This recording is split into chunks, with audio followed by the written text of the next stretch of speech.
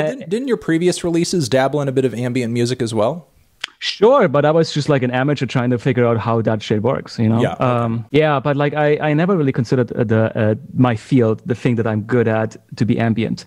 I always like assumed like, because like I have more roots to Berlin, so I was kind of like more into the house music and that kind of like realm, and like figuring out like where I exactly fit, which I guess also got me to be very eclectic, because I didn't really truly understand what I am good at, so I did everything at the same time.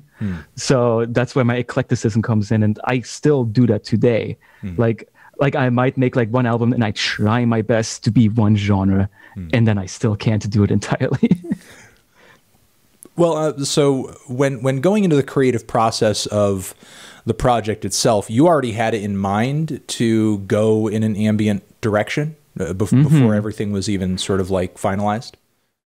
Yeah, that's 2009, right? So at that time, Minecraft was considered indie still, because Microsoft didn't own it. Yeah. So at that time, indie games music was actually, there was really just one kind of music, and that was chiptune. And that was the one thing that I was desperately trying to avoid, partially because I wasn't good at making chiptune, but also because I was tired of it. So like I tried my darndest to like do something like that, like was kind of like weird and like unexpected. And I think to this day, people open Minecraft for the first time and they don't understand why the music is the way it is, you know? And I like that contrast, the like kind of like shock of like, oh, this is a not super pretty game, but like the music is what's going on? And that kind of like captures people a little bit. I love that. Well, what do you feel like people are not really getting or not expecting as far as a soundtrack when they play or they think of Minecraft? See, like it's really hard to like figure out what the cliche of nowadays is, but like I would assume people would assume something Pixar-esque, or like something like Sunday morning Disney movie kind of like vibe, like the happy schmappy orchestra stuff. And that's absolutely not what you get. You get like kind of like sad, melancholic, very minimalistic stuff. I think that it's just a very left field, and I like kind of like going like just like subverting people's thoughts of what the music can be. I always like that. Yeah, I mean, giving my own take here, because partially we're here because of, you know, you're responding to my own thoughts on sort of the project and sort of why I would rate it higher. I consider it, you know, an interesting piece of art.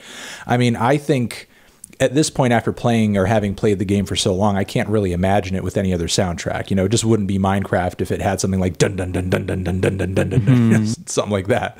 And I feel like the very open, ambient, almost you know, a lack of structural definition in the music, I think reflects the open world sandbox type gameplay perfectly, you know, because it's like, you know, the game itself doesn't have a linear movement as far as like what you want to do, what you have to do. Why should the music, you know, the game should be, or the music should be as meditative and as much representative of a sense of place as opposed to a composition in a way, you know, in a technical sense, as the game itself is, you know, and in that sense, and in the fact that the aesthetics of the game are so rudimentary. I mean, you say at this point, you know, there are some techniques and sounds that maybe you wouldn't work with, things that you wouldn't do at this point because you've progressed past that stage. But I think the rawness and the bareness and the simplicity of the music represents the pixelation and the squareness and, you know, those aspects of the game itself. Now, I will say, in the defense of your soundtrack, I think the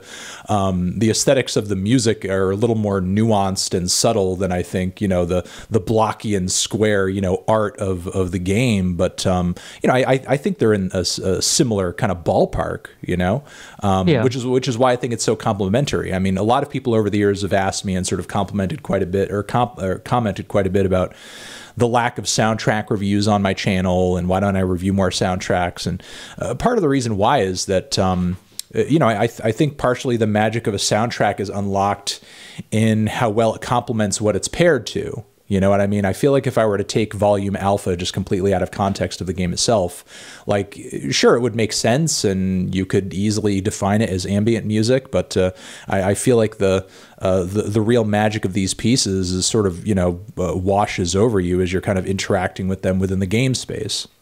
The context does matter, yeah. Yeah.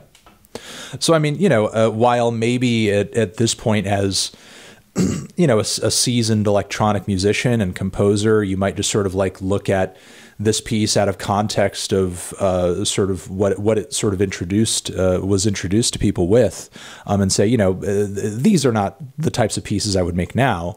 But as people's you know, points of view are kind of seeing that through the lens of the game, I think it sort of makes sense as to why the acclaim was and still remains to this day to be so high. Mm-hmm. Yeah, I could see that. And also, like, a lot of, like, it's also very interesting because Minecraft is such a phenomenon now that, like, of course nobody would expect any kind of different music because I burnt it into everyone's mind if I wanted to or not. And also, like, a lot of the music is the limitation of, like, my lack of knowledge on how to do sound design back then, and also Marcus's lack of knowledge on how to do sound engines, right? So that's why the music is sparse and minimalistic, is because we didn't know how to implement it. We never knew where the player was at any time of the game because, like, everything is randomly generated. So I just decided, let's just play it randomly and see what happens. And shockingly, it works because a story I hear from a lot of people, like, to this day, like every day I get an email about this, that they would just play the game and, like, dig straight down or, like, dig a tunnel and do something really mundane, and randomly a song would come in, and suddenly this boring task is the most beautiful thing they've ever done in their life. You know, some of the pieces do bring very tedious moments in the game, almost like a sense of purpose. I will say that. You know, looking back on you know, the ambient direction of the soundtrack, even though it was something that you say yourself wasn't necessarily your prime genre or style at the time, were there still, like, artistic inspirations that you might have been taking from, be it like I don't know, a Brian Eno, big names in ambient, something like that? Yeah. When you were thinking of the style and the genre? Yes, but the inspirations that I took are not what you expect. Because the inspirations I took were stuff like Aphex Twin and Mouse on Mars or Chris Clark, like things that are generally fairly loud. But what I took were, like, the like dissonance and the weirdness in their melodies, or, like, I feel like Aphex Twin especially, I don't think he can play piano, and it's obvious because he puts so much energy into melodies. Like he actually, I think he types it into his keyboard, like computer keyboard. And, like, because he does that, the melodies are so, like, pronounced and, like, so thought of because he can't just improvise it. And that like, I took that to heart.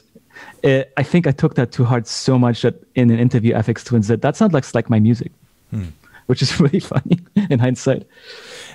You know, thinking about your techniques and the sort of things that, you know, you're able to do today in the music that you're recording, and looking back on what you did 10 years ago on the soundtrack, are there some things or pieces that when you listen back to them, you're like, I really want to change that? Like, if I could go back in time, I would tell myself, this has to be different. I would do it a different way. Or do you feel like at this point it just kind of stands as is? I think it stands as is, but let me just bring it up. Now here's a shocker. I don't remember my album songs. Oh, it's fine. I have to bring them up. So a song that a lot of people like is on the Alpha song is I think the second one, called Door. I don't like it. It's too happy schmappy, too, like, plastic orchestra. I would have done it, like, professionally, more emotional, but people like it, so there's not much I can do about it. I'm not George Lucas, so I'm never going to change it, you know? So it is as it is, and people seem to enjoy it for what it is. I think that's a beautiful attitude. You know, I think another important thing to note since this soundtrack came out is that video game soundtracks have undergone quite an evolution. since that point. As you say, prior to that, most indie games just had chiptune soundtracks, which was certainly the case. But since this game has come out, I mean, not just indie games, but big blockbuster games have soundtracks that are pushing boundaries. They're going into more cinematic places, big budget places, more experimental and abstract places. I mean, since Minecraft, there have been so many other popular games, especially on the indie side, that take a more ambient tone with, you know, their instrumentation. You know, considering all of that change and evolution since then, like, where do you see the soundtrack now in the greater scheme of video game soundtrack art? Do you feel like it kind of started something, or was at least at the forefront of something? It's a really good question.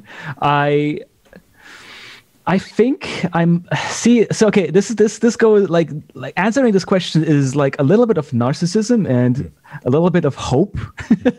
Like if you take Breath of the Wild, for example, like it does sound a little bit like my stuff, you know? And like I would like to hope that they like played Minecraft and they were like, this is kind of cool. I'm gonna do like a lot of piano stuff, and that like I inspired it a little bit. But who the hell knows? Probably not.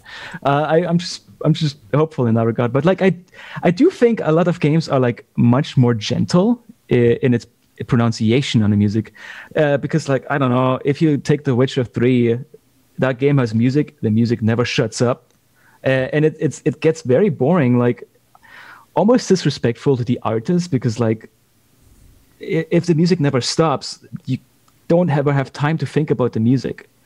And I think a lot of games do think about that now, that like silence is very important, almost as important as the music itself. So I hope artists and like programmers and game devs thought about that more because of Minecraft.